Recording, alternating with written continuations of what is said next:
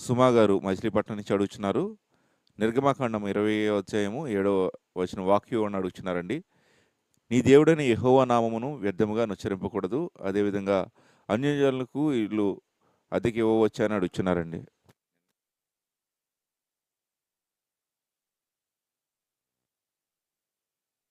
వ్యర్థంగా ఉచ్చరించకూడదు, నిజమే.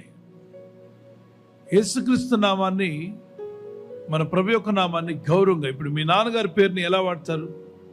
మీ నాన్నగారి పేరు మాటి మాటికి జోకులు వేసుకోవడానికి వాడతారా? వాడరుగా. అవసరం లేని దగ్గర మీ నాన్నగారి పేరు వాడతారా? వాడరుగా.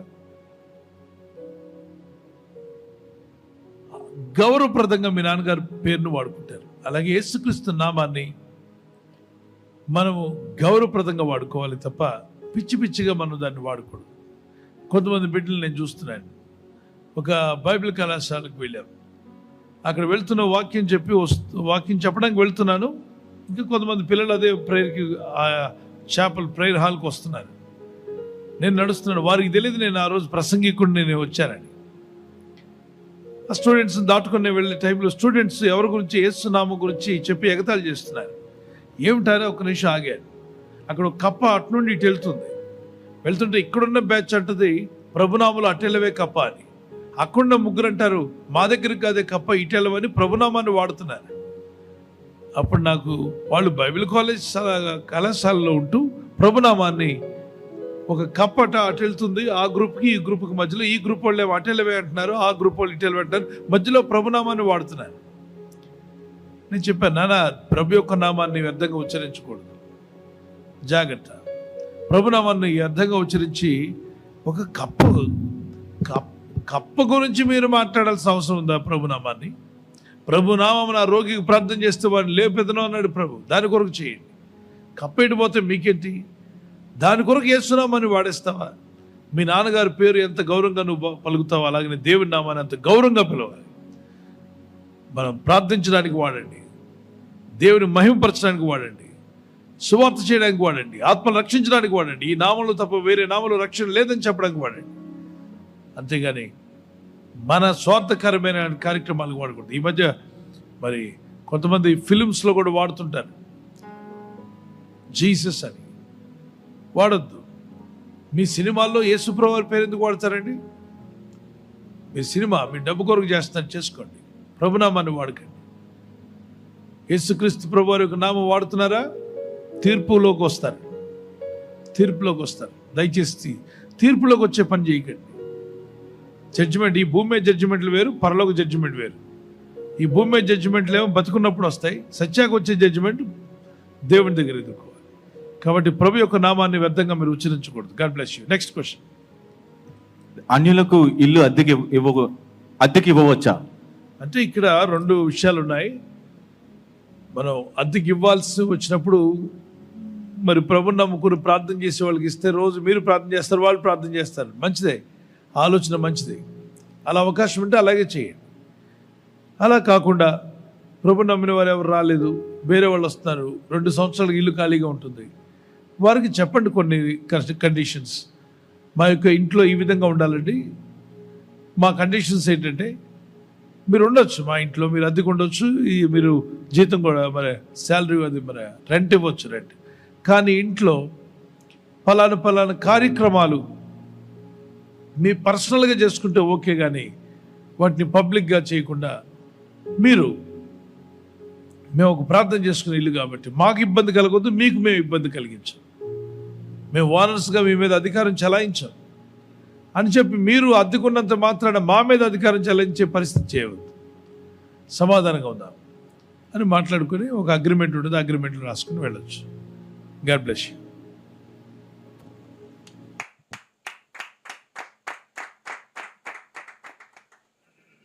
థ్యాంక్ యూ పాస్టర్ గారు. తర్వాత ప్రశ్న సహోదరులు ప్రసాద్ గారు అడుగుతున్నారండి, గుంటూరు నుంచి. యవ్వన కాలంలో వచ్చేటువంటి ఇచ్చలను ఏ విధంగా జయించాలి అనే ప్రశ్న అడుగుతున్నారండి. యవనిచ్చలను జయించడం ఎలా? రాసుకోండి. 2 తిమోతి పత్రిక 2వ అధ్యాయం 22 2 తిమోతి చాప్టర్ 2 verse 22. నీ యవన ఇచ్చల నుండి పారిపోము అన్నాడు. యోసేపు పారిపోయాడు. Genesis chapter 39 verse 1 to last. మరి యవన కోరికల నుండి శోధనల నుండి పారిపోయి దూరంగా వెళ్ళి మంచిగా బతికాడు. మరి అతనికి కొన్ని శోధనలు ఇబ్బందులు వచ్చినా దేవుడిని విడిచిపెట్టలా, ప్రార్థన చేస్తూ వచ్చాడు. ఏమైంది? అద్భుతంగా దీవించబడ్డాడు, గొప్పగా ఆశీర్వదించబడ్డాడు. లేదు, తనకు ఎదురైన పాపానికి లోబడి ఉంటే ఒక వ్యభిచారిగా, ఒక నమ్మక ద్రోహిగా, ఒక కుటుంబాన్ని మోసం చేసిన వాడిగా లాస్ట్కి అరెస్ట్ అయి చంపబడి తన జీవితం ముగిసిపోయి ఉండేది. ఏదో కొద్ది రోజులు పాప ఆనందం అనుకుంటుండేవాడు.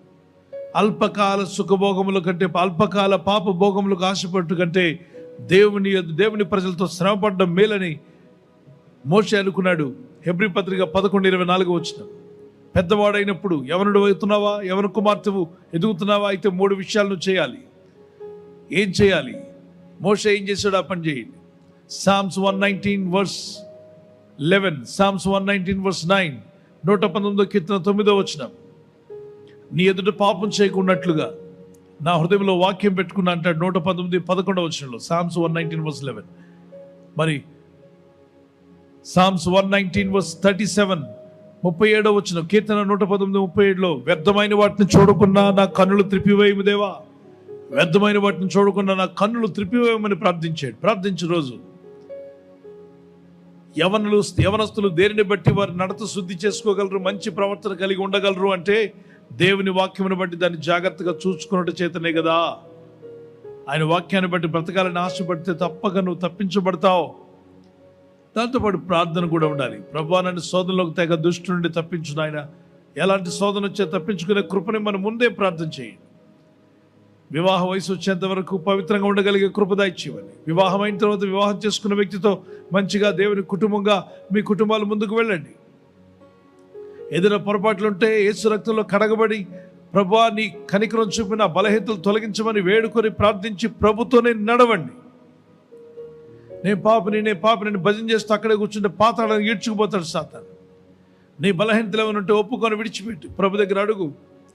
బలహీనతలు జయించే కృపనిమ్మని దేవుడు కృపనిస్తాడు, నడిపిస్తాడు, బలపరుస్తాడు. యూదా పత్రిక 1:24 వచ్చిన, యూదా 1:24, Jude chapter 1:24, తొట్టిల్లకుండా మిమ్మల్ని కాపాడుటకును తన మహిమ ఎదుట ఆనందంతో మిమ్మల్ని నిర్దోషులుగా నిలబెట్టుటకును శక్తిగల మన రక్షకుడైన అద్వితీయ దేవునికి మహిమ కలుగునుగాక అంటూ దేవుని స్తుతిస్తూ ముందుకు వెళ్ళండి. తమ్ముళ్ళు, ఎవరు కుమార్తెలు, ఈ లోకంలో శోధనలు ఖచ్చితంగా వస్తాయి. ఏదో యవనములు అంటే మీరు ఎదుగుతున్నప్పుడు మీ దేహంలో మార్పులు వస్తాయి. హార్మోనియల్ చేంజెస్ అంటే పురుషుడిగా కుమారుడుగా పుట్టిన వ్యక్తికి ఏదో ఒక రోజు తండ్రి అవ్వాలి కాబట్టి దేహంలో మార్పులు దేవుడు పెట్టాడు. అలాగే కుమార్తెగా పుట్టిన అమ్మాయికి ఏదో ఒక రోజున ఆమె తల్లి అవ్వాలి, పిల్లల్ని పెంచాలి, పిల్లలను దేవుని మార్గంలో పెంచాలి కాబట్టి ఆ లోపల బాడీలో కొన్ని హార్మోనియల్ చేంజెస్ పెట్టాడు. ఎందుకు పెట్టాడు?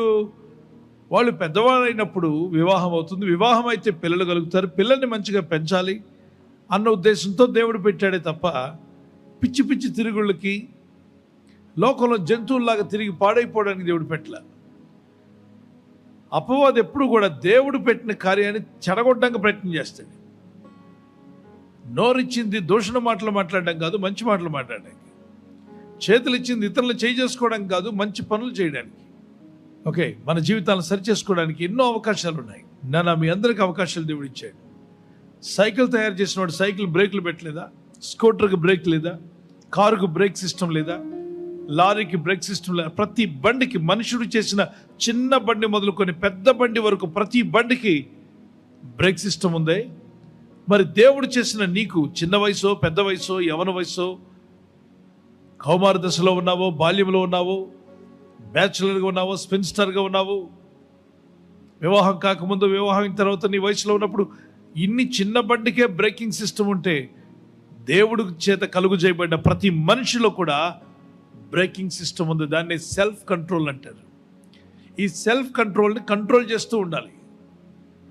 బైక్ బయటికి వెళ్ళింది, బ్రేక్ ఉన్నా నేను బ్రేక్ వేయను, నేను బ్రేక్ సిస్టాన్ని వాడను, బ్రేక్ వేయి బుద్ధి ఇట్లేదు అని అలాగే వదిలేసామనుకో, ఆ బండి ముందుకు వెళ్ళి ఏదో బండికి ముద్దు పెడుతుంది, ఇంగ్లీష్ కిస్ ఇస్తుంది, దాని షేపులు మారిపోతాయి. ఆ తర్వాత హాస్పిటల్లో తేలుతాం. ఏమిటినైనా రోడ్డు మీద ఇక్కడికి వచ్చావంటే నేను బ్రేకింగ్ సిస్టమ్ వాడలేదు. అలాగే సెల్ఫ్ కంట్రోల్ ఇచ్చినా నువ్వు వాడట్లేదేమో. నీలో ఆ సామర్థ్యం ఉంది. పాపం వద్దనుకుంటే ఆగిపోతావు. దొంగతనం వద్దనుకుంటే దొంగతనం చేయకుండా ఉండట్లేదా? మన ఇది కాని వస్తువు తీసుకోకూడదని నువ్వు మనసులో అనుకున్నావు. ఇప్పుడు వరకు ఎవరు వస్తువు తీసుకోకుండా ఉండగలుగుతున్నావు కదా. అలాగే ట్రాఫిక్ సిగ్నల్ దాటకూడదు, జాగ్రత్తగా ఉండాలి అనుకున్నావు. మరి ఆ జాగ్రత్తగా ఉంటున్నావు కదా. ఇలాంటి విషయాల్లో చిన్న చిన్న ఫైన్లు వేసినప్పుడు నువ్వు జాగ్రత్త పడుతున్నావే. మరి పాతాళ అగ్నిగుండం ఉందని తెలుసుకున్నప్పుడు ఎంత జాగ్రత్త పడాలి. కాబట్టి ఎలా పడితే అలా బతకకుండా మంచిగా కంట్రోల్ చేసుకునే కృప దేవుడు మీకు ఇస్తున్నాడు. ఆ కృప మీరు పొందుకుంది దేవుని కొరకు సాక్షులుగా, యవన కుమారులుగా, యవన కుమార్తెలుగా, బలమైన సాధనాలుగా దేవుడు మిమ్మల్ని వాడుకొనుగాక. ఆమేన్. God bless you. God bless you. మీరు ఉండగలరు. యవనం ఇచ్చిన దేవుడే యవనంతో పాటు కంట్రోలింగ్ శక్తిని కూడా ఇస్తున్నాడు. 2 తిమోతి 1:7 దేవుడు మనకు పిరికితనం గల ఆత్మనివ్వలేదు, ఇంద్రియ నిగ్రహం గల ఆత్మను, ధైర్యమును, శక్తియు, ప్రేమయు, శక్తియు, ఇంద్రియ నిగ్రహం గల ఆత్మనిచ్చాడు. తప్పక చదవండి యవనస్తులు. సామెత 3, అలాగనే హెబ్రీ పత్రిక 11:24. మోషే పెద్దవాడైనప్పుడు అల్పకాల సుఖభోగములు వద్దనుకున్నాడు. మోషే పెద్దవాడైనప్పుడు విశ్వాసమును బట్టి ఐగుప్తు ధనము కంటే క్రీస్తు విషయమైన నింద గొప్ప భాగ్యమని ఎంచుకొని అల్పకాల పాపభోగము, చూసారా, అల్పకాల పాపభోగం అనుభవించుట కంటే దేవుని ప్రజలతో శ్రమ అనుభవించడం మేలని యోచించి సేవలోకి వెళ్ళిపోయాడు, పరిచర్లోకి వెళ్ళిపోయాడు. ఈ పాపభోగాలు ఎందుకురా నాయనా, అవన్నీ మట్టి కొట్టుకుపోతే మనిషి జీవితం మట్టి పాలైపోద్ది. కాబట్టి ఈ అల్పకాల పాపభోగాలు నాకు అక్కర్లేదు, నేను దేవుని సేవలో ఉంటాను, దేవుని పరిచర్లో ఉంటాను అని నిర్ణయం తీసుకున్నాడు. అతని జీవితం ఎన్నో లక్షల మందికి ఉపయోగపడింది. God bless you.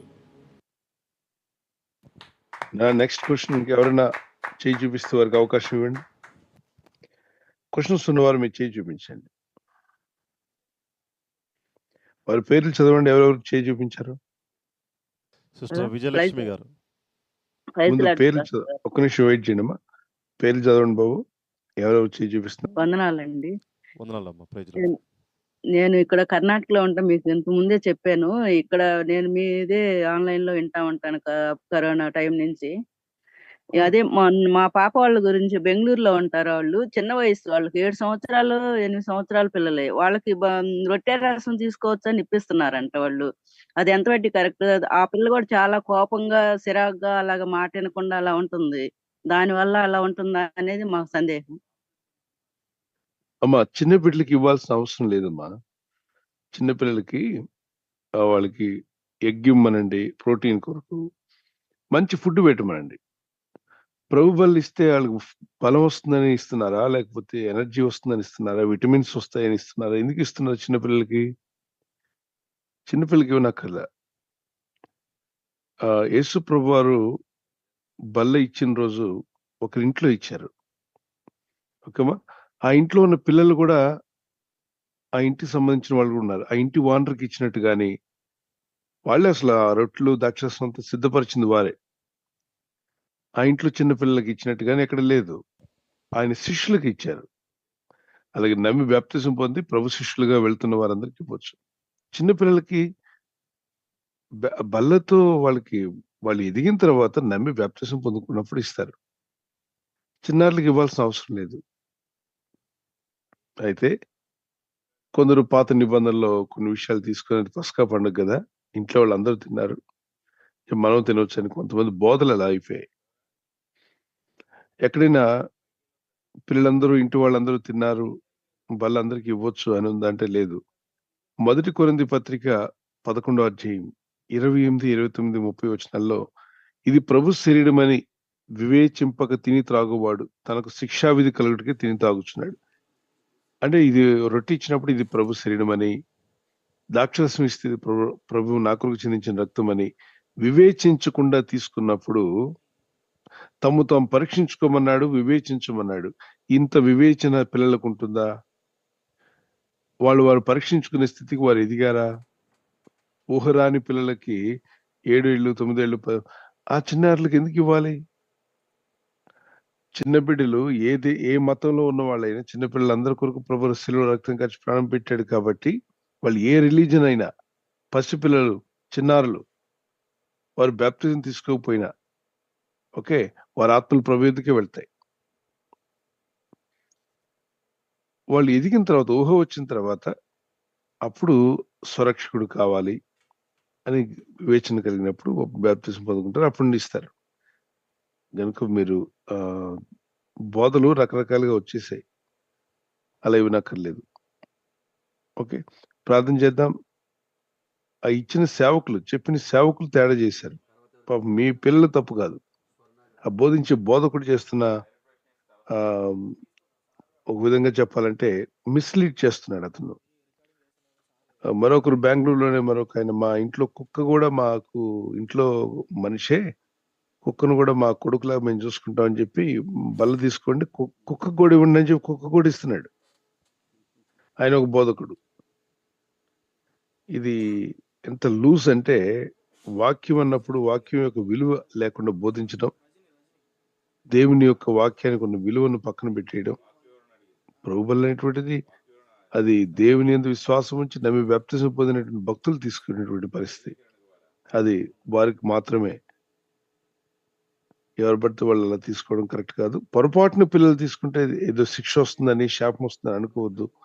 ప్రార్థన చేయండి, వాళ్ళకి జ్ఞానం నేర్పండి, ఎడ్యుకేట్ చేయండి, వాళ్ళకి కావాల్సిన మంచి ఫుడ్ పెట్టండి. సండే స్కూల్లో రొట్టె ద్రాక్షరసం ఇస్తే సరిపోతుంది అంటే దొంగ పని చేస్తున్నారు. ఎందుకని ఆ పిల్లలకి ఏమైనా గుడ్డు, చక్కని బ్రెడ్ కొనివ్వడానికి మనసు లేక ఈ రొట్టె ముక్కను కొంచెం ద్రాక్షరసం ఇస్తే సరిపోతుందని వేషధారణ. వద్దొద్దు. అలాంటి వేషధారణ ఎవరు చేయకండి. మీకు పిల్లలకి పెట్టాలని ఉందా, మంచి ఫుడ్ పెట్టండి. రొట్టె ద్రాక్షరసం వాళ్ళకి ఏం బలం ఇస్తుంది చెప్పండి వాళ్ళకి? పోనీ అది ప్రభు శరీరం అని, ప్రభు రక్తం అని వివేచించలేరు కదా.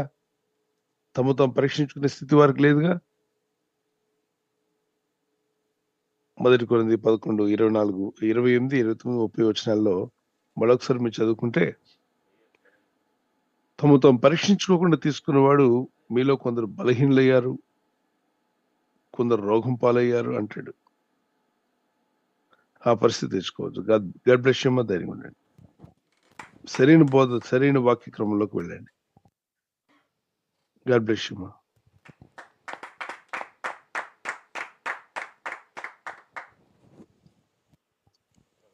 సిస్టర్ మీ యొక్క ఆడియో అన్మ్యూట్ చేసి మీ ప్రశ్న నేరుగా తెలియజేయండి అమ్మా. ప్రైజ్ లార్డ్ పాస్టర్ గారు. ప్రైజ్ ది లార్డ్ అమ్మా. ముందుగా wish you happy Christmas pastor గారు. ఈ థ్యాంక్ యూ మా. సంవత్సరం praise the Lord. We wish you the same. ఈ సంవత్సర ఆరంభం నుండి ఇంతవరకు మమ్మల్ని దైవికంగా ఆత్మీయ ఆహారంతో మీరు దైవజనరాలు నడిపించిన రీతికి మీకు వందనాలు, కృతజ్ఞతాస్తుతులు పాస్టర్ గారు. ఎన్నో దేవునికి స్తోత్రాలు, దేవునికి స్తోత్రాలు అమ్మా. చెప్పండి. సమస్యలో కృంగుని వేళ మీరు మమ్మల్ని లేవనెత్తారు. అయితే ఈ 10 రోజులు నాకు హెల్త్ బాగాలేదు పాస్టర్ గారు. ఏదో ఫ్రోజన్ షోల్డర్ అంట. ఇక్కడ ముందు పెయిన్ మొదలైంది. అది అలా ప్రార్థనలో తగ్గుతుంది. దైవకృప గారు గుంటూరు నుంచి అడుగుతున్నారండి. చాలామంది టీనేజర్స్గా ఉన్నప్పుడు ఆత్మీయంగా బలపడాలి అనుకున్న సమయంలో మరి వాళ్ళకి ఎదురవుతున్న శోధనలు ఏ విధంగా జయించాలి అని ప్రశ్న అడుగుతున్నారు. అన్నా, మీరు ఎక్కడికైనా ప్రయాణం చేసి వెళ్తున్నారనుకోండి, ప్రయాణం చేసేటప్పుడు చుట్టూ ఉన్నటువంటి మనుషులు వాళ్ళు ఏం చేస్తున్నారు, వీళ్ళు ఏం చేస్తున్నారు అనుకుంటే ట్రైన్ మిస్ అయిపోతాం. ఓకే. మనం వెళ్ళే ప్రయాణం మీద ఫోకస్ పెట్టాలి. మన బ్యాగులు కరెక్ట్గా ఉన్నాయా లేవా, మనం తీసుకెళ్తున్న వస్తువులు మనతో కరెక్ట్గా ఉన్నాయా, మనం కరెక్ట్గా ఉన్నావా, ఎప్పటికప్పుడే జాగ్రత్త పడుతూ మీ యొక్క ప్రయాణం వైపు, మీరు వెళ్ళాల్సిన గమ్యం వైపు వెళ్తూ ఉంటారు. అలాగే ట్రైన్ ఎక్కినా, బస్ ఎక్కినా, ఆటోలో చాలా మంది జనం ఉంటారు మీ చుట్టూ. వాళ్ళందరితో మీరు ఏ సంబంధాలు పెట్టుకోరు. ఆటోలో జనం ఉన్నారని వాళ్ళతో ఫ్రెండ్షిప్ చేయడం, బస్సులో జనం ఉన్నారని వాళ్ళతో ఫ్రెండ్షిప్ చేయడం. మీకు తెలుసు అది ప్రయాణము, గమ్యానికి చేరుకోవడం. వాళ్ళు మీతో ఎప్పుడు ఉండరు, వాళ్ళు దిగిపోతారు. వారి స్టాప్ రాగానే వాళ్ళు దిగిపోతారు. మనం బస్సులో, ట్రైన్లో ప్రయాణం చేసినప్పుడు మన పక్కన సీట్లో జనం ఉంటారా, ఉండరా? ఉంటారు పాస్టర్ గారు. వాళ్ళంతా ఎప్పుడు ఉంటారా, దిగిపోతారు మధ్యలోనే దిగిపోతారండి కదా. ఎస్. అలాగే ఈ లోకయాత్రలో చాలా మంది మనుషులు ఎదురవ్వచ్చు. ఎదురైన ప్రతి వ్యక్తితో మనం ఏదో వాళ్ళు ఏదో మనతో ఉండిపోతారు, మన జీవితంలో వాళ్ళు ఒక భాగం అయిపోతారు అనుకోకూడదు. దానివల్ల మోసపోయే అవకాశం ఉంది. మనుషులు మాట్లాడుతుంటారు, వస్తుంటారు, ఎదురవుతుంటారు, ఎందెందరో ఎదురవుతారు. కష్టాలలో వాళ్ళు కనబడకుండా పోతారని ఉంది. అవును. ఈ లోకంలో ఎల్లప్పుడూ నీతో ఉండేవాడు దేవుడే. కాబట్టి దేవునితో నడువు. యవన కాలంలో యవన ఇచ్చ నుండి పారిపోమని 2 తిమోతి 2వ అధ్యాయం 22వ వచనం. 2 తిమోతి చాప్టర్ 2 వర్స్ 22 నీ యవన ఇచ్చ నుండి దూరంగా పారిపోము. మరి ఏం చేయాలి పారిపోయిన తర్వాత? యవన ఇచ్చలంటే యవనంలో వస్తాయి అవి. ముసలితనంలో రావు. చిన్నపిల్లలప్పుడు రావు. హార్మోనల్ చేంజెస్ అనేవి మరి స్త్రీకైతే పురుషునికైతే యవనంలో అడుగుపెట్టినప్పుడు వస్తాయి. టీనేజ్ నుండి యవనంలో అడుగుపెట్టి. ఎందుకంటే హార్మోన్స్ లోపల పనిచేసినప్పుడే వాళ్ళు ఎదిగిన తర్వాత వివాహం అయితే వారికి పిల్లలు కలుగుతారు. వారు కుటుంబంగా తండ్రిగా తల్లిగా ఉండాలి కాబట్టి దేవుడు పెట్టాడు ఆ సిస్టమ్. దాన్ని చూసుకొని తొందరపడకూడదు ఎవరు. చూద్దాం. యవన కాలం నుండి యవన ఇచ్చల నుండి అంటే యవనంలో వచ్చే కోరికలు, యవనంలో వచ్చే ఆశల నుండి పారిపోమంటే అటువంటి వాడికి దూరంగా ఉండు. పవిత్ర హృదయులై ప్రభునకు ప్రార్థన చేయవారితో కూడా నీతిని, విశ్వాసమును, ప్రేమను, సమాధానమును వెంటాడు. అంటే మనం వెంటాడాల్సినవి ఏంటి? నీతి, విశ్వాసం, ప్రేమ, సమాధానం. ఎవరితో కలిసి? ప్రార్థించే హృదయాలు. భక్తి కలిగిన వారు ఎవరైతే ఉన్నారో అట్టి సహవాసంలో మనం ముందుకు వెళ్ళాలి. యవనిచ్చల్లోకి వెళ్తే అవి ఏం చేస్తాయి? ప్రోడికల్స్ అని అంటే తప్పిపోయిన కుమారుడిని ఏం చేసాయి చెప్పండి? వాడు హ్యాపీగా ఉండొచ్చు అనుకున్నాడు. లోకం అతను ఆకర్షించింది. డబ్బు కావాలి. నాన్నతో గొడవ పడ్డాడు. ఆస్తి సగం చేసి నా సగం ఆస్తి ఇస్తావా లేదా అన్నాడు. సరే నాకు రావాల్సిన ఆస్తి ఇచ్చి నా ఇష్టం వచ్చినట్టు బతుకుతా అంటే వాళ్ళ నాన్నగారు అతని ఆస్తిని ఇచ్చేస్తారు. అది తీసుకుని దూర ప్రాంతానికి వెళ్ళి మొత్తం అంతా విచ్చలవిడిగా తిరిగి తాను చేయాలనుకున్నవి, తను చూడాలనుకున్నవి, తను అనుభవించాలనుకున్నవి అన్నీ చేశాడు. లాస్ట్‌కి వ్యాధి రోగాలు పట్టి పీడించబడి ఉన్న ధనమంతా వ్యయమైపోయి రోగగ్రస్తుడుగా అతను పందుల దగ్గర ఉండే ఆహారం తింటూ పందులు కాసే వారి దగ్గరికి వెళ్ళి అక్కడ పనిచేశాడు. సో ఎంత దీనస్థితికి తీసుకెళ్ళింది కోరికలు. ఒక ధనవంతుని కుమారుడుగా దీవించబడిన వాని కుమారుడుగా ఉండాల్సిన ఈ వ్యక్తి తన ఆశలకు తాను అప్పగించుకుంటే ఆ యవనంలో పుట్టిన ఆశలు, ఇచ్చలు అతన్ని ఈడ్చుకొని పోయాయి. ధనం వృధా అయింది, అనారోగ్యం వచ్చేసింది, ఆరోగ్యం పోయింది. లాస్ట్‌కి యవనంలోని ఇచ్చలు అతని దీనస్థితికి, దరిద్ర స్థితికి తీసుకుపోయాయి. అందువల్ల యవనంలో వచ్చే ఇచ్చలకు దూరంగా పోమని వాక్యం చెప్తుంది. 119 కీర్తన 37వ వచనం వ్యర్థమైన వాటిని చూడకుండా నా కన్నులు త్రిప్పివేయమన్నాడు. సామ్స్ 119:37 వ్యర్థమైన వాటిని చూడకుండా నా కన్నులను త్రిప్పివేయము. సామ్స్ 24:4-5 24 కీర్తన 4వ వచనం 5వ వచనం వ్యర్థమైన వాటిని అనుసరించకూడదట. వ్యర్థమైన వాటి మీద మనసు పెట్టకయు కపటముగా ప్రమాణం చేయకు నిర్దోషమైన చేతులను శుద్ధమైన హృదయం కలిగి ఉండేవాడే అటివాడు 5వ వచనంలో అట్టివాడు యెహోవా వలన ఆశీర్వాదం నందును తన రక్షకుడైన దేవుని వలన నీతిమత్వం నందును. God bless you. ప్రభుని అడగండి, శోధనలను తప్పించమని అడగండి. యాకోబు పత్రిక 1:12-13 దేవుడు కీడి విషయం ఎవరిని శోధింపడు, కానీ శోధనలు రాకుండా ఉంటాయంటే వస్తాయి. ఇప్పుడు మీరు మీ ఇంటి దగ్గరికి ఈగలు వస్తాయా? వస్తాయి పాస్టర్ వస్తాయి. గారు. దోమలు వస్తాయండి. దోమలు ఈగలు వస్తున్నాయని చెప్పి ఇల్లు ఖాళీ చేసి వెళ్ళిపోతామా? లేదండి. వాటిని తరిమేస్తాం మనం. ఎస్. దోమలు ఈగలను తరవగలిగే శక్తి మనకుంది. అలాగే శోధనలు, ఇబ్బందులు రాకుండా ఉంటాయంటే వస్తాయి. వాటిని తరిమేసి వాటికి లోబడకుండా వాటిని మనం రిజెక్ట్ చేసే శక్తి మనలో ఉంది. You can resist it.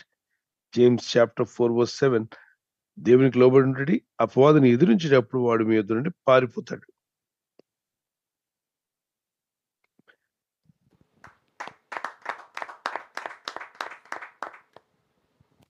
Thank you pastor గారు. లూదియం గారు రాజాం నుంచి ఈ విధంగా అడుగుతున్నారండి. వారి భర్త ఇలా అడుగుతున్నారంట. దైవజనులు పిజి స్టీఫెన్ పాల్ గారు అంతసేపు వాక్యం చెబుతూ ప్రార్థన చేస్తారు కదా, అంత శక్తి ఎలా వస్తుందని ఆయన సందేహం అడుగుతున్నారంటండి. అంత శక్తి ఎలా వస్తుందంటే, ప్రార్థన చేసుకొని దేవుని పని చేయాలన్నప్పుడు ప్రభువు ప్రేరేపిస్తాడు కదా నాన్న. పరిశుద్ధాత్మని ప్రేరేపణ ఉంటుంది. ప్రార్థన, వాక్యము, సువార్త పనులుంటాయి. గమనించండి. వాడుకునేవాడు దేవుడు. వాడబడుతున్న వ్యక్తి దేవుడు కాదు. వాడబడుతున్నాం మనం గాని, మనల్ని నడిపిస్తున్న వాడు దేవుడు. కనుక నడిపించే దేవుని మీద ఆధారపడి మనం ముందుకెళ్ళాలి. ఆత్మల పట్ల భారం పెట్టాడనుకోండి దేవుడు. ఆత్మల పట్ల భారము మనిషిని ఏం చేస్తుంది? ఉదాహరణకి తల్లి బిడ్డకు సేవలు చేస్తుంది. అవునా? నలుగురు పిల్లలకు కూడా ఏం చేస్తుంది? సేవ చేస్తుందండి. మరి తల్లికి అంత ఓపిక ఎలా వచ్చింది? బిడ్డల మీద ప్రేమ. దేవుడు ఆ భారం పెట్టాడు. అలాగే మీరు గమనించండి. సేవకు పిలిచేది దేవుడే, ఏర్పరచుకున్నది దేవుడే, సేవను పరిచర్యను అప్పగించింది కూడా దేవుడే, దాన్ని జరిగించే సామర్థ్యము శక్తినిచ్చేవాడు కూడా దేవుడే. ఆయన కృప వలన మనం చేయగలుగుతాం అన్నాడు. సో దేవుని కృపలో మీరు వర్ధిల్లండి. ప్రార్థనలో thank you for asking. May God bless you. Secret of my energy is the Holy Spirit of God. దేవుని వాక్యము, ప్రార్థన. God bless you.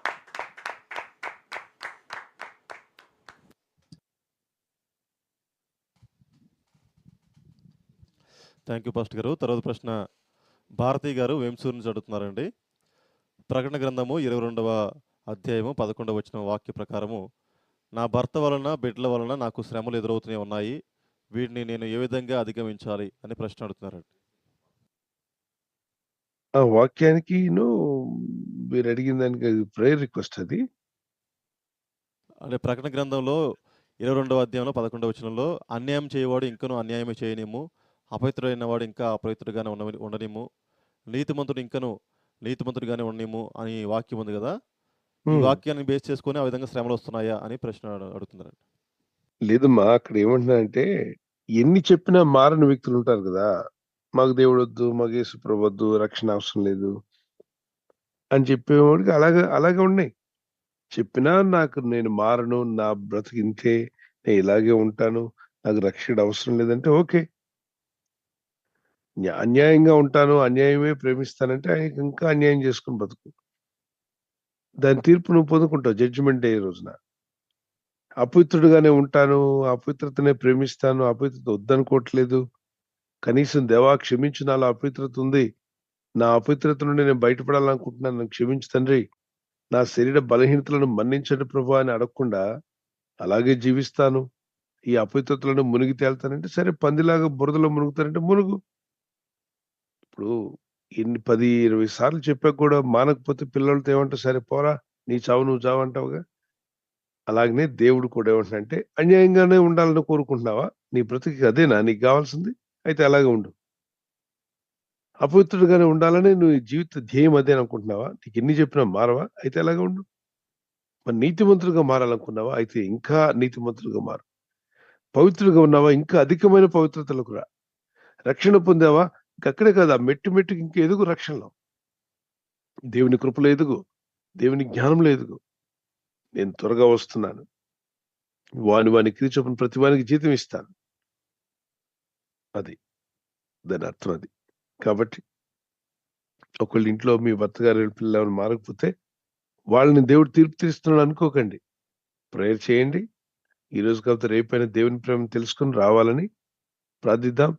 రక్షణ లేని వాళ్ళందరూ రక్షణలోకి వచ్చుదురు గాక. ఆమేన్.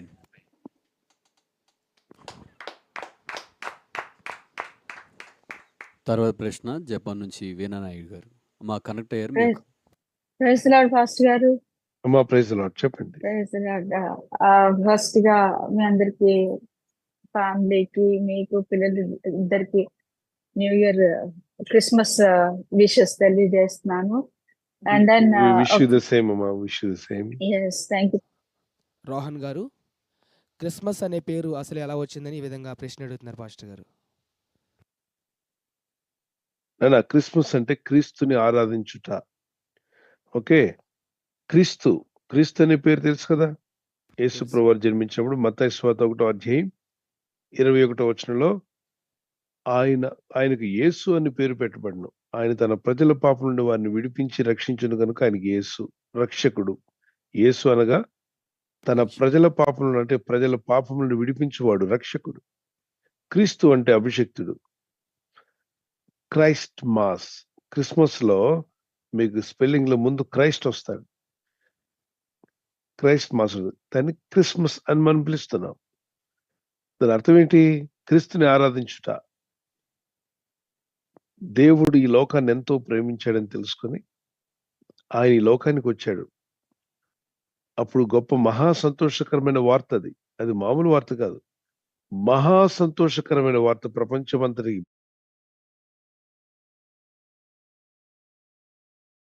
గొప్ప మహా సంతోషకరమైన వార్త అది. అది మామూలు వార్త కాదు, మహా సంతోషకరమైన వార్త. ప్రపంచమంతటికి, భూలోక ప్రజలందరికీ, మరి భూమి మీద ఉన్న వారందరికీ మహా సంతోషకరమైన వార్త అది. అంటే సెలబ్రేటింగ్ ఏదైనా చేసుకోవాలంటే యేసు ప్రభు దేవుడు పరమును విడి భూమికి రావడమే గొప్ప సెలబ్రేషన్. ఇప్పుడు ఉదాహరణకి మనుషుడు చంద్రమండలం అడుగుపెట్టినప్పుడు ఏం చేశారు? అందరూ సంతోషించారు కదా, సెలబ్రేట్ చేసుకున్నారు.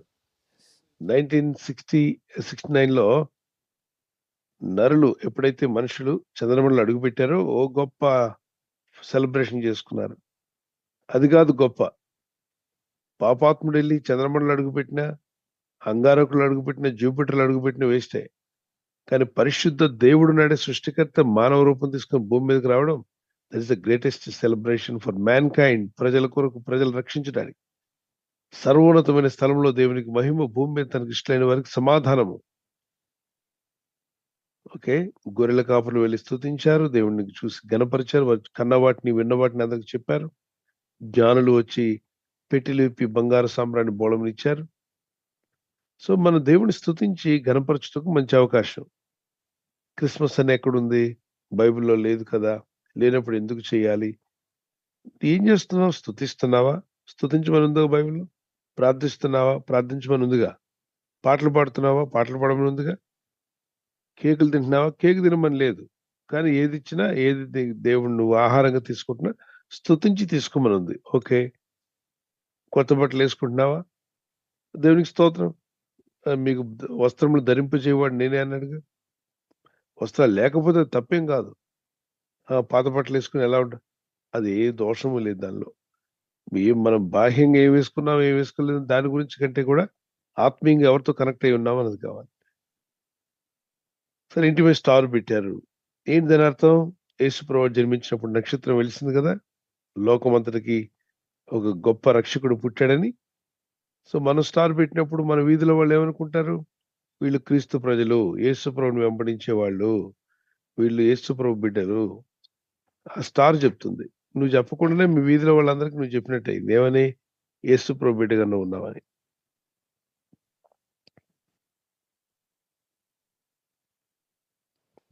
ఓకే, ఆ విధంగా ప్రభుని స్తుతించి గణపరిచి ఆరాధించే అవకాశం ఉంది, వాడుకోండి. God bless you. ఎందుకు ఎందుకు ఎలా లేదు కదా, లేదు కదా అన్నట్లయితే మరి మీ మొబైల్ ఫోన్ వాడమని ఉందా? లేదండి. పాస్టర్. మరి పారేయండి, ఫోన్ పడేయండి. ఎలక్ట్రికల్ ట్యూబ్ లైట్ పెట్టమని ఉందా? లేదండి. పగలగొట్టేయండి అయితే. ఫ్యాన్ పెట్టుకోమని ఉందా? లేదు పాస్టర్. లేదండి. అంటే దేవుడిచ్చిన జ్ఞానాన్ని వాడుకోండి. అలాగే సందర్భంగా క్రిస్మస్ అని ప్రపంచం అంతా సెలవిచ్చినప్పుడు దానికి ఆ నెలంతా సువార్త చేద్దాం. ఎందుకు యేసయ్య వచ్చాడో ఊరందరికి చెప్దాం. ఓకేనా? ఈ ఒక క్రిస్మస్ ట్రీ పెట్టారనుకోండి, అది ఓన్లీ డెకరేషన్. దాన్ని మొక్కడానికి పెట్టరు. వేరే మతాల్లో ఏం చేస్తారంటే, ఏది చేసినా వారు మొక్కుతారు వాటిని. చూడండి, వారు చేసుకున్న రూపాలు గాని, మట్టితో చేసినది వాటికి మొక్కుతారు. క్రైస్తవులు మొక్కరే. చెట్టు పెట్టినా మొక్కరు, స్టార్ పెట్టినా మొక్కరు, కేకుకు మొక్కరు. కేక్ తింటారు కానీ మొక్కరు. అలాగనే మరి డెకరేషన్ చేసుకుంటారు ఇంటి ముందు. న్యూ ఇయర్ లో కూడా వెళ్ళబోతున్నాం. ప్రభుని స్తుతిస్తారు, పాటలు పాడతారు, దేవుని గణపరుస్తారు. క్రిస్మస్ అంటే క్యారల్స్, క్రిస్మస్ అంటే క్లాతింగ్ తర్వాత క్రిస్మస్ అంటే కేకులు కాదు. క్రిస్మస్ అంటే క్రీస్తుని ఆరాధించుట. ప్రభుని ఆరాధించండి. ప్రభు యొక్క సువార్త అందరికి తెలియపరచండి. అది మన బాధ్యత. సో ఈ యొక్క నెలంతా కూడా ఈ సందర్భాన్ని వాడుకొని అందరికీ సువార్త సభలు పెడుతూ వాక్యాన్ని ప్రకటించడం మంచిది. అది లేదు కదా, లేదు కదా, లేదు. మరి ప్రభు వచ్చింది నిజమా కదా? వచ్చారు నిజమే. రక్తం గార్చారు నిజమే. ఇప్పుడు వాడే క్యాలెండర్ కూడా ప్రభు జననమును బట్టి అక్కడుండే ఈరోజు 2024 అని ఎలా అంటున్నాం? 2024 డిసెంబర్ 20 అండి. 20. మరి ఎలా అయింది? కరెక్ట్ 2024 డిసెంబర్ 20 అని ఎలా చెప్పగలుగుతున్నాం? ఈ ఉదాహరణకు అడుగుతాను. 2024 ఇయర్‌లో ఉన్నామా? ఉన్నాం పాస్టర్ గారు. 1000 ఏళ్ళు వెనక్కెళ్తే లేవు. నేను అంటున్నాను. వెనక్కి వెళ్ళే కొలది డేట్ ఎక్కడికెళ్తది? ఓ 1000 ఏళ్ళు తీసామనుకోండి. 2000 తీసేయండి. 2000 సంవత్సరాలు తీసేస్తే ఎక్కడికెళ్ళింది డేటు? 24 సంవత్సరాలకి వెళ్తుందండి. 2024 అంటున్నాం కదా! 2000 ఇయర్స్ తీసేయండి. ఇంకెన్ని సంవత్సరాలు మిగిలింది? 24 సంవత్సరాలండి. 24 సంవత్సరాల్లో ఒక 10 తీసేయండి. ఎక్కడికెళ్ళింది? 14 సంవత్సరాలండి. 14లో 13 తీసేస్తే? ఒక సంవత్సరం అండి. ఆ ఒక్క సంవత్సరం దేన్ని ఆధారం చేసుకొని వేశారు? యేసు ప్రభు జననాన్ని ఆధారం చేసుకొని వేశారు. ఆ ఒకటి అనే మాట వస్తుందిగా, ఆ ఒకటి ఫస్ట్ డేట్ ఆయన ప్రభుకు పేరు పెట్టిన రోజు అది. ఓకే. అక్కడ నుండి అతని గ్రెగోరియన్ క్యాలెండర్ ప్రపంచం అంతా వాడుకలో ఉంది. ఓకే. ఎవరేమనుకున్నా ఆ క్యాలెండర్ ప్రకారమే ప్రపంచం అంతా నడుస్తుంది. అందుకే క్రీస్తు శకము, క్రీస్తు పూర్వము అన్నారు. అది క్రీస్తు స్టార్ట్ అయింది. ఇప్పుడు మీరు వద్దనుకున్నా, ఎవరైనా నమ్మనన్నోడు కూడా డాక్యుమెంటేషన్‌లో క్రీస్తు శకము, క్రీస్తు పూర్వం అనేటువంటిదే వస్తుంది. పరీక్షలు రాసేవాడు కూడా యేసు ప్రభువుని నమ్మని వాళ్ళు కూడా క్రీస్తు అని రాయాల్సిందే అక్కడ. బీసీ, బిఫోర్ క్రైస్ట్, ఏడీ రాయాల్సిందే. Okay. God bless you. Thank you pastor గారు. తర్వాత ప్రశ్న జేమ్స్ గారు సత్తుపల్లి నుంచి అడుగుతున్నారండి. పరలోక దర్శనం దేవుడు చూపిస్తాడా? వీటిని చాలామంది దేవుడు నాకు పరలోక దర్శనం చూపించారని కొంతమంది బుక్స్‌లో రాసుకుంటారు. మరి కొంతమంది యూట్యూబ్ ఛానల్స్‌లోనూ పబ్లిసిటీగా చేస్తున్నారు. ఈ విధంగా దేవుడిచ్చినటువంటి దర్శనాల్ని చేయవచ్చా అని అడుగుతున్నారండి. నాన్న, ఉన్న వాక్యాన్ని పాటించమని దేవుడు చెప్తే, ఉన్న వాక్యాన్ని తిన్నగా చదివి పాటించి సువార్త చేయకుండా, నాకు దర్శనం కనబడింది, పరలోకంలో రథం ఎక్కాను, బెడ్‌రూమ్ ఉందక్కడ, తర్వాత నాకు కిచెన్ కూడా కనిపించింది. లేదా అక్కడ మేమున్నటువంటి బెడ్‌రూమ్‌లు వేరువేరుగా ఉన్నాయి. ఇయంతా కూడా కట్టుకథలు నాన్న. వీటిని నమ్మకండి. అంటే వీళ్ళ మనుషుల ఊహను దానికి ఆపాదించి రాస్తున్నారు. ఎక్కడ బెడ్‌రూమ్ లేదు పరలోక రాజ్యంలో. బెడ్‌రూమ్ ఉంటే అటాచ్డ్ బాత్రూమ్ కూడా ఉండాలి. అర్థమైందా? మరి బెడ్‌రూమ్‌లు, బాత్రూమ్‌లు ఉండవు. అక్కడ హస్బాండ్, వైఫ్ ఉండరు. మాస్టర్ బెడ్‌రూమ్, చిల్డ్రన్ బెడ్‌రూమ్ ఉండదు. ఇది మనిషి భూమి మీద బతకడానికి పిల్లలు, తల్లిదండ్రులు అనేటువంటి. పైకెళ్ళాక పిల్లలు పుట్టడాలు, డెలివరీ సెషను, తర్వాత ఏంటిది డెలివరీకి వెళ్ళేటువంటి ఆత్మలు, పుట్టిన పిల్లాత్మ, పెద్దాత్మ, తల్లాత్మ ఉండదు. పరలోకం వెళ్ళిన తర్వాత ఆత్మలుంటాయి. పరలోకంలో దేవుడుంటాడు, దేవదూతలుంటాయి. భూమి మీద ఉన్నప్పుడే మానవ సంతానం ఇంక్రీజ్ అవ్వాలని దేవుడు పెట్టాడు. పరలోకానికి వెళ్ళిన తర్వాత అక్కడ పెళ్లి చేసుకుంటారు, పెళ్లికి ఇయ్యబడరు. ఇంకా మాస్టర్ బెడ్‌రూమ్‌తో పనేంటి? గనుక తొందరపాటు వల్ల కొందరు ఊహాగానంలో జీవిస్తున్నప్పుడు వాళ్ళకి ఏదో కనబడినట్టు, ఇప్పుడే అబ్రహాంతో మాట్లాడొచ్చాను. కానీ నాకు తెలుసు అతను ఒక 15 ఇయర్స్ బ్యాక్, 20 ఇయర్స్ బ్యాక్ పరిచర్యలో జనమంతటిని ఒక మోసం చేసే మాటలు చెప్పేవాడు. నేను ఇప్పుడే అబ్రహాం గారితో మాట్లాడొచ్చానంటాడు. నేను గదిలోకి వెళ్తున్నాను, నన్నెవరు డిస్టర్బ్ చేయకండి. గదిలో నుండి నేను డైరెక్ట్ పరలోక ప్రయాణం చేసి ఆదామును కూడా కలుసుకొని వస్తానంటాడు. ఎన్ని ప్రగల్భాలు. పిల్లరా, ఇలాగ తెగ చెప్పేవాళ్ళు. ప్రవచనాలని ఏవేవో చెప్పేవాడు. 4 చెప్తే ఏదో ఒక రాయి తగులుతుంది కదా! 4 రాళ్ళు విసిరితే. అది చెప్తుండేవాడు. నేను చెప్పాను, బ్రదర్, తమ్ముడు, నువ్వు అలా చేయొద్దు. వాక్యం చదివి వాక్యంలో ఉన్నదాన్ని ప్రకటించు. నీకు ఇవ్వబడిన వాక్యం సంపూర్ణ వాక్యం. ఆదియందు వాక్యం ఉండెను. వాక్యం దేవుడై ఉన్నాడు. సర్వలోకానికి సువార్త చెప్పమన్నాడు. సర్వలోకానికి వెళ్ళి సర్వ సృష్టికి దర్శనాలు చెప్పమన్నాడా? సువార్త చెప్పమన్నాడా? సువార్త చెప్పమన్నారండి. మరి చెప్పిన పని మానేసి దర్శనాలు చెప్తా, కళలు చెప్తా, ప్రవచనాలు చెప్తా, అవి కాదు మెయిన్ బేస్. ఒకప్పుడు బైబిల్ లేనప్పుడు పాత నిబంధనలో దర్శనాలు, కళలు, ప్రవక్తలు, ప్రవచనాలు అవసరం. క్రొత్త నిబంధనలకు వచ్చిన తర్వాత రాయబడిన వాక్యం కూడా దేవోక్తులు ప్రకటిస్తే అది ప్రవచన వాక్యంగానే ఉంటుంది. ఓకే, తొందరపడొద్దు. బైబిల్ లేనప్పుడు వాళ్ళు వాటి మీద ఆధారపడ్డారు. బైబిల్ దేవుడు ఇచ్చిన తర్వాత వాక్యంలో దేవుని మనసేంటి, మనల్ని ఎలా బతకమన్నాడు, ఎలా జీవించాలి, పరలోకం వెళ్ళేదాకా అన్ని విషయాలు బైబిల్లో విపులంగా ఉన్నాయి. వాటిని చదువుకోండి, వెంబడించండి.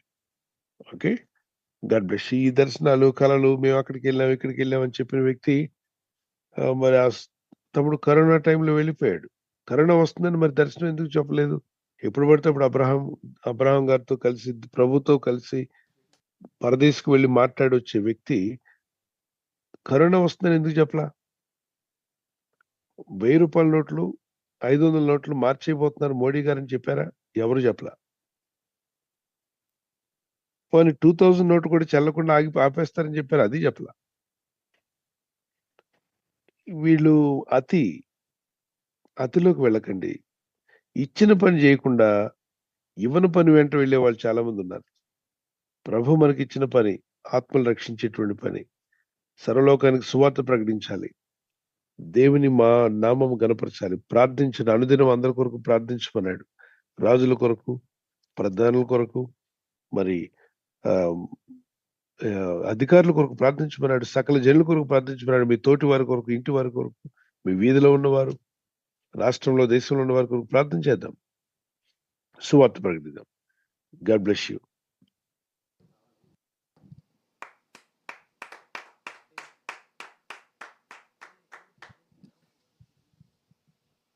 థ్యాంక్ యూ పాస్టర్ గారు. ప్రవీణ్ మాథ్యూ గారు జమ్మూ కాశ్మీర్ నుంచి అడుగుతున్నారండి. సాతానికి సృష్టికర్త ఎవరని అడుగుతున్నారండి. అదేవిధంగా మకరం అనేసి అనేక పుస్తకాలలో మన బైబిల్లో మనం చూస్తూ ఉంటాం. ఇక మకరం అంటే ఏమిటి అనేసి అడుగుతున్నారు పాస్టర్ గారు. మకరం అనే జీవి గురించి అడుగుతున్నారండి.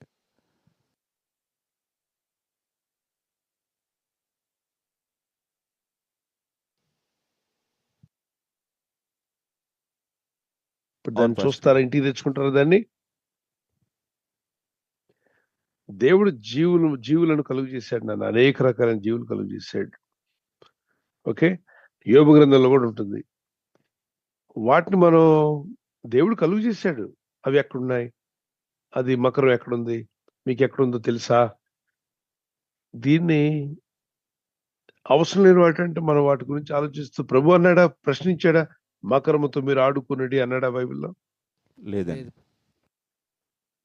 అయితే నరులు వాటిని వాడుకుంటా అన్నాడు. సముద్ర జీవులు నాన్న, సముద్ర జీవులు అవి చాలా ఉండేవి. సముద్ర జీవులు, అందులో డాల్ఫిన్స్ ఉన్నాయి, వెయిల్స్ ఉన్నాయి, తిమింగ్లాలు ఉన్నాయి. ఇంకా దాని గురించి ఎక్కువగా ఆలోచించనక్కర్లా. సృష్టిలో అద్భుతమైన దేవుడు చేశాడు, చాలా ఉన్నాయి. ఇప్పుడు సృష్టిలో ఉన్న ప్రతి జీవిని నేను చేశాను, వెళ్ళి వెతికి రండిరా అన్నాడా? లేదండి. నేను చేసిన జీవులన్నీ మీరు కనుక్కోకపోతే పరలోక రాజ్యం రారు మీరు అన్నాడా? అనలేదండి. అన్నప్పుడు ఇచ్చిన వాక్యాన్ని చదువుకొని ప్రార్థనలో ముందుకు వెళ్దాం. ప్రశ్న అడిగారు, thank you, God bless you. మరొక ప్రశ్న కూడా అడిగినట్టున్నారు వారు. మరొక ప్రశ్న కూడా ఉంది. సాతాను సృష్టికర్త. సాతాను సృష్టికర్త కాదు, ఏంజెల్ దేవుడు కలుగు చేశాడు. ఓకే, ఆ ఏంజెల్ పాపం చేయబట్టి వాడు పాపంను బట్టి వాడు ఆ స్థితిలోకి వెళ్ళిపోయాడు. ఓకే, దేవుడు మనిషిని కలుగు చేశాడు. తాగుబోతుని కలుగు చేశాడా? దేవుడు మనిషిని కలుగు చేశాడా? కదా. తిరుగుబోతుని చేశాడా దేవుడు? వ్యభిచారం చేశాడా? లేదండి. తిరుగుబోతుని, తాగుబోతుని, తర్వాత చెడ్డవాడిని చేశాడా? మనుషులందరినీ యథార్థంగా పుట్టించాడా? మనుషులందరినీ యథార్థంగా పుట్టించాడు.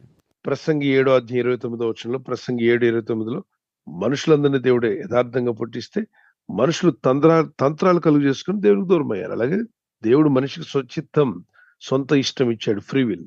దాన్ని పాడు చేసుకుని చెడు విషయాలను వెంట వెళ్ళారు. అప్పుడు వాడు సాతానుగా మారాడు. ఓకే, 7, 27, 29, 28, 29 కూడా ప్రసంగిలో ఉంటుంది. God bless you.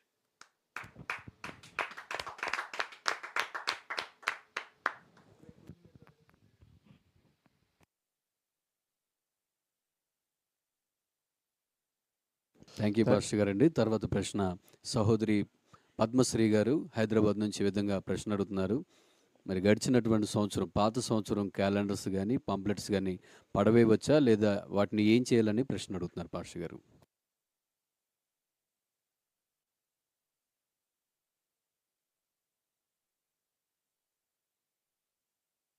హైదరాబాద్ నుంచి ఈ విధంగా ప్రశ్న అడుగుతున్నారు.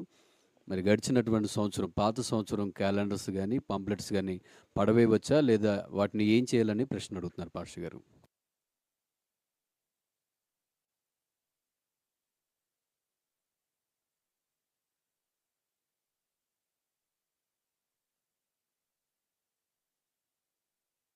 ప్రశ్న మరొకసారి పాస్టర్ గారు. సహోదరి పద్మశ్రీ గారు హైదరాబాద్ నుంచి ఈ విధంగా ప్రశ్న అడుగుతున్నారు.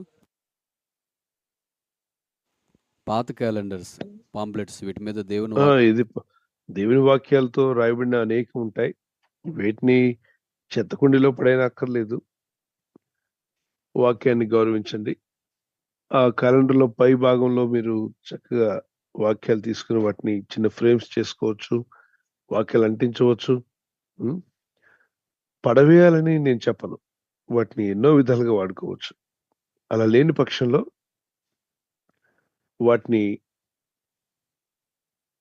మీ వల్ల కావట్లేదు, చాలా ఎక్కువైపోయాయి, చాలా ఎక్కువ ఉన్నాయి, ఇంటి నిండా అవే ఉన్నాయి, వాటికి పెట్టే స్థలం లేదా, నాకు తెలిసి ఉండొచ్చు, ఎక్కడో దగ్గర మీరు పెట్టుకోవచ్చు. కట్ చేసి వాక్యాలు వాడుకుంటారు పిల్లలు చదువుకోవడానికి.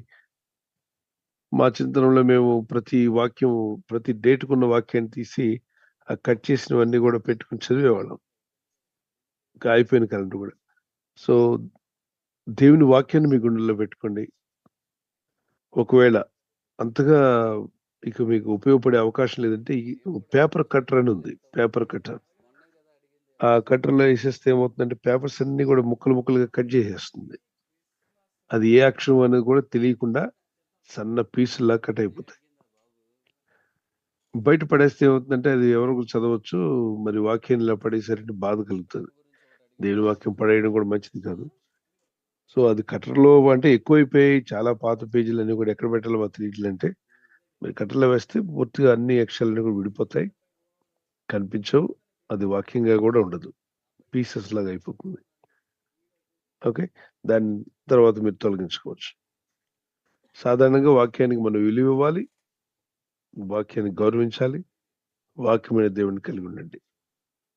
చాలా ఎక్కువైపోయే పుస్తకాలు చాలా ఎక్కువ ఉన్నాయి, వాటిని నేను ఏం చేయాలో తెలియట్లేదు, చెదబట్టి సగం పాడైపోయాయి. అప్పుడు ఈ విధంగా ఉన్నప్పుడు కట్టర్ మిషన్ తీసుకోండి, దానిలో వేస్తే అసలు ఏమి అక్షరాలు కూడా కనబడకుండా కట్ చేసేస్తుంది.